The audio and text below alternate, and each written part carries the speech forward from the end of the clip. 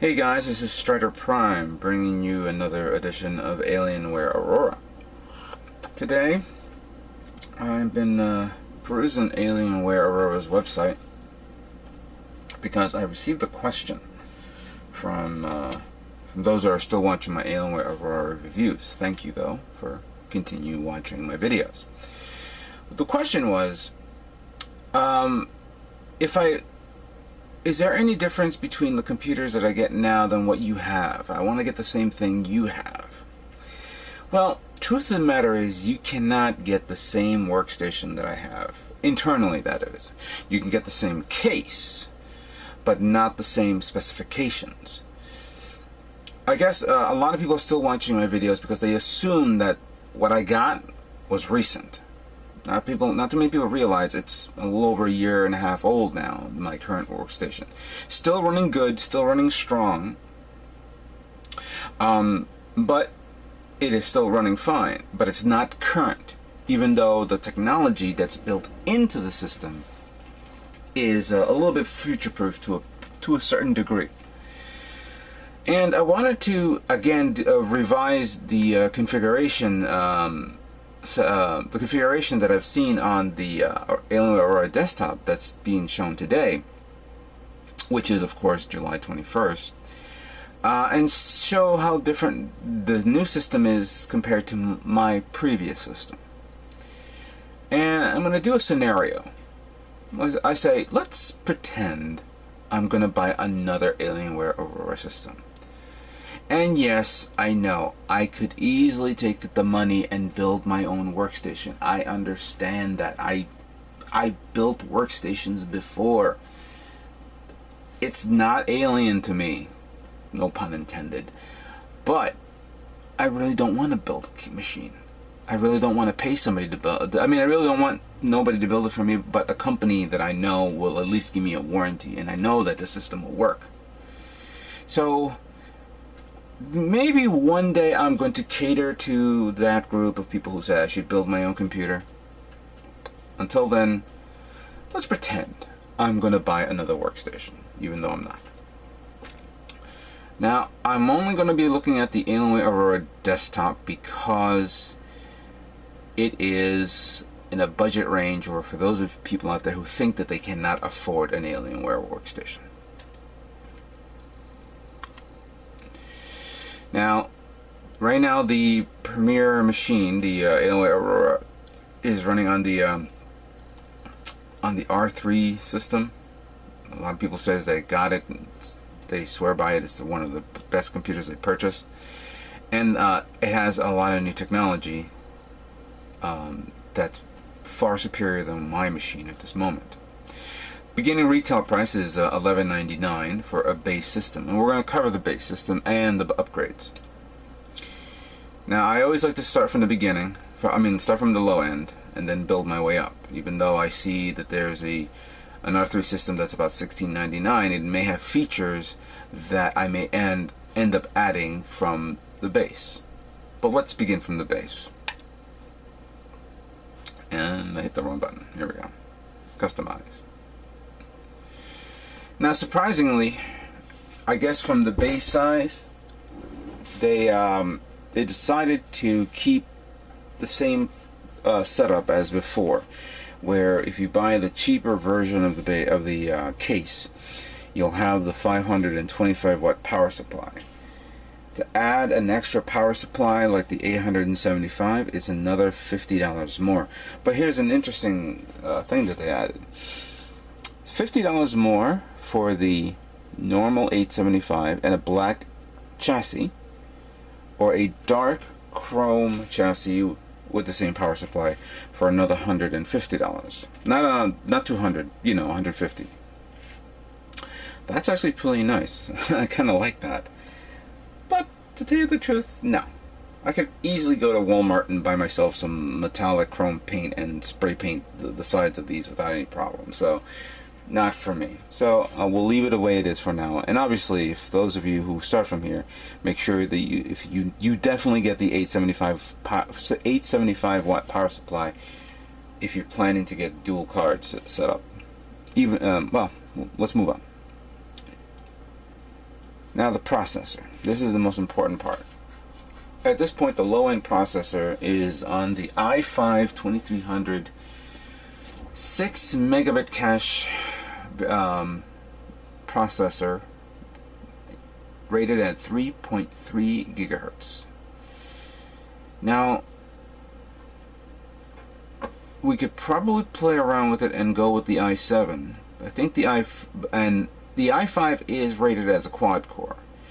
I have not heard any negative things about it. As a matter of fact, I have an i5 on my laptop, even though it's a dual core. But it is a powerful processor. This is something you should play with, and I don't think you're going to have any problems. If you're really interested in getting an i7, the next price up would be the 200 one right here, which is the overclocked i7 2600 rated at 3.9. That's good. That's very good. So, considering what you guys should be getting. Basic Windows setup, of course, we'll leave that alone. No, I don't want to chat. Now, here's the meat and potatoes of the system. Well, part of it. I will say the potatoes. Right now, it's 4 gigabytes of dual channel memory. Now, many people were astounded that I had a 12 gig memory, 12 gigs of RAM set up on my current workstation. Yes, it is amazing and expensive, but if I would have to do it all over again, I wouldn't get the 12. I would probably how can I say this? I would look into getting a memory that's faster in speed. My memory cards were set at my memory speed was, I think, 1066 megahertz on the chips. These ones are 1333, which are fast. You know, very fast. I have no problem with that. But I would definitely pay an extra $200 to get 4 gigabytes of RAM rated at 1866. That's way fast. This is, again, you have to play with. If you want the overhead of memory, go for the, you know, I would probably suggest get 8 gigabytes. 16 gigabytes is nice, but again, it's 250, so you have to fiddle around with the budget.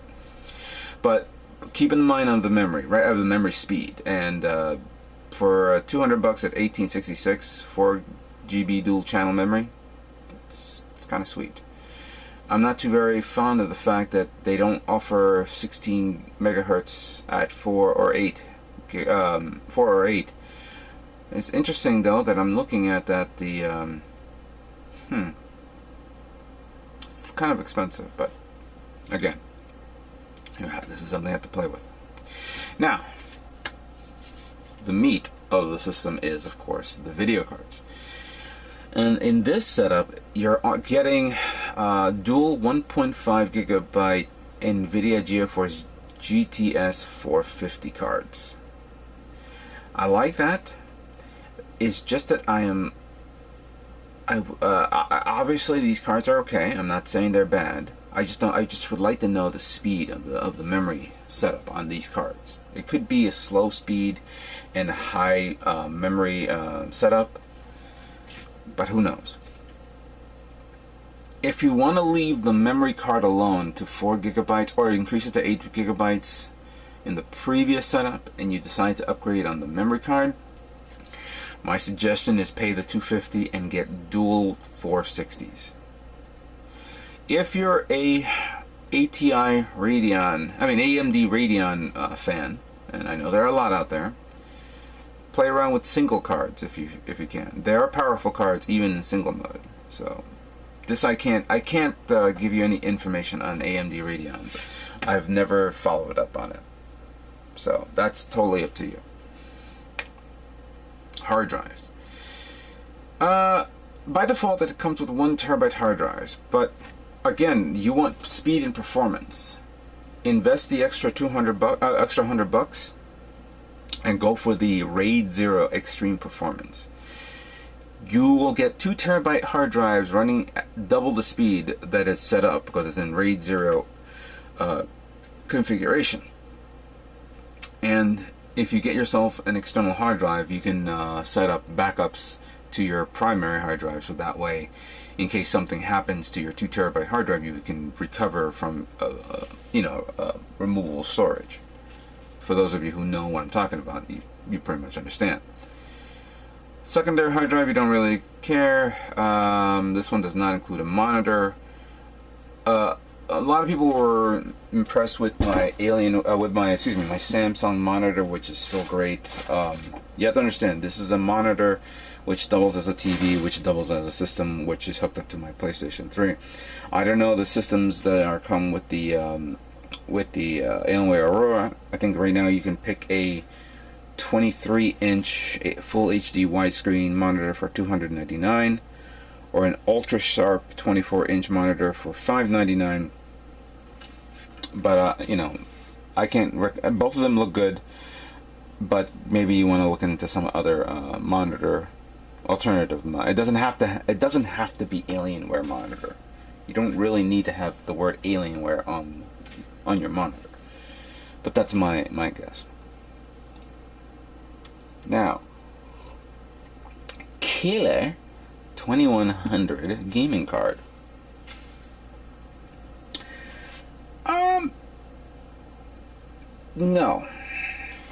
No, for one specific reason.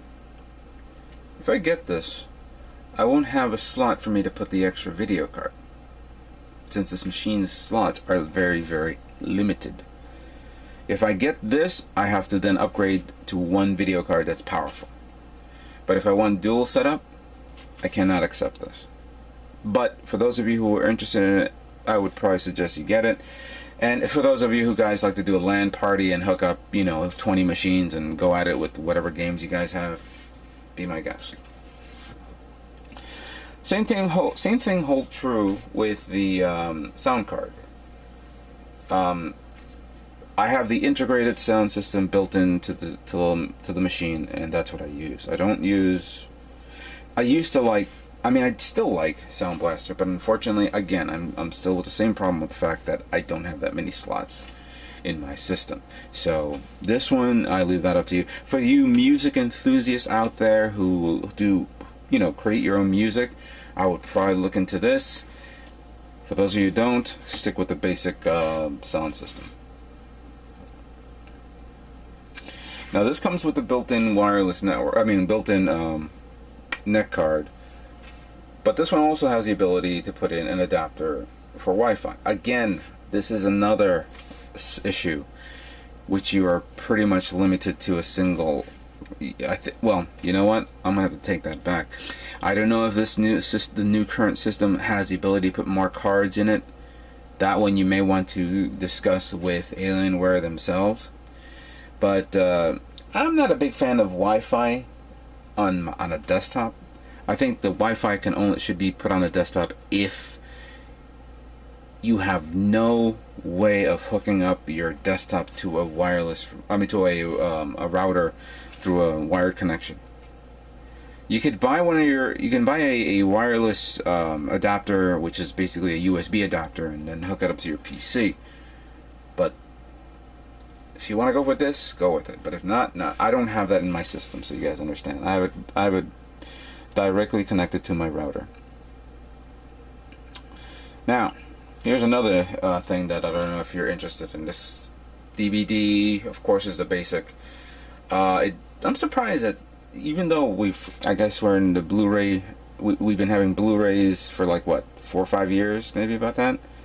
That is not considered standard on the workstations. I think by now Alienware, and I don't know if any other systems does Blu-ray as standard. The only thing I know that does Blu-ray for standard, I think, is the Sony laptops. And again, I'm referring to desktops, but laptops I don't know. And then you have the basic, changing the color, changing the OS customization, installing some pre-installed games. You have this basic Alienware keyboard, or you can get for $79 you get this keyboard or that, or no keyboard, and mouse, whatever. Let's go back to the last thing, to the other setup, that's $16.99, and see what the configuration is with this. So for $1699, 1700, you have the black chassis, 875, the i7 2600, so it's already been added on, basic Windows, 8 gigabytes dual channel memory at 1333. That's good speed, and that's a good setup. It's still set at dual 1.5 GTS 450s.